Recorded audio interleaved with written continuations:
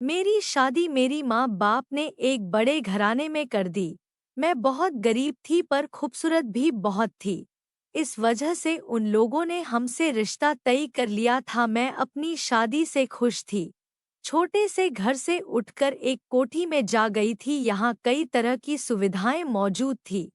काम करने के लिए नौकर और पहनने के लिए कई तरह के कपड़े थे, पर एक चीज से थोड़ा नाराज रहने लगी थी, क्योंकि मेरे पति ने शादी वाला काम करने से मना कर दिया था, यह कहकर कि मैं थोड़ा थका हुआ हूँ, मैं सोने जा रहा हूँ और तुम भी कपड़े चेंज करके सो जाओ। मैं तो बस यही सोच रही थी कि इतनी खूबसूरत लड़की शादी के जोड़े में और भी खूबसूरत लग रही थी।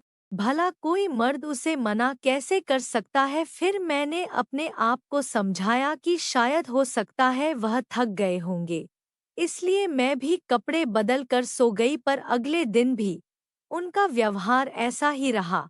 अगले कुछ दिनों तक उनके व्यवहार में कोई सुधार नहीं आया।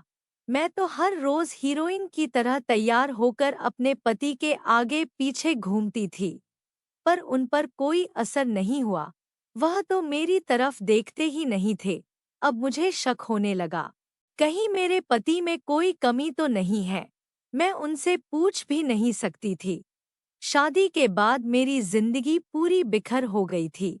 मेरे पति काम के सिलसिले से अक्सर घर के बाहर ही रहते थे।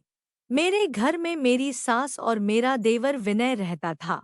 मेरे बगल में ही मेरे देवर का कमरा था। विनय घर पर ही रहता था, क्योंकि वो नौकरी की तैयारी कर रहा था। मेरे दिन बहुत ही दुख भरे गुजर रहे थे। किसी भी काम को करने में मन नहीं लग रहा था। एक रात मुझे नींद नहीं आ रही थी।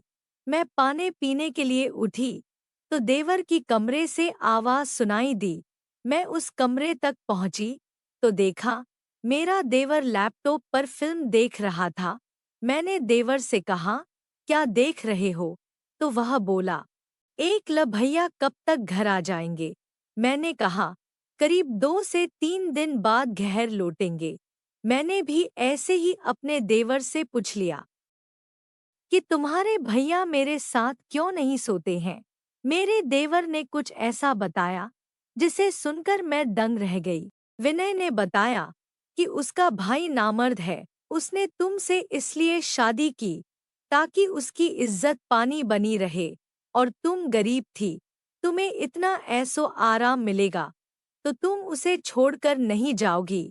विनय ने कहा, भाभी मैं जानता हूँ कि तुम भी देखो, भाइया तो अक्सर घर से बाहर ही रहते हैं और रात को माँ भी सो जाती है। जब तुम्हें करने का मन करे तो तुम हमें रात को बुला लिया करो, मैं तुम्हें पति का प्यार दूंगा। अपने देवर की बात मानकर मैंने अपने देवर के साथ पति पत्नी का रिश्ता बना लिया। जब सब सो जाते मैं देवर जी के कमरे में क्रिकेट खूब खेलना शुरू कर दिया।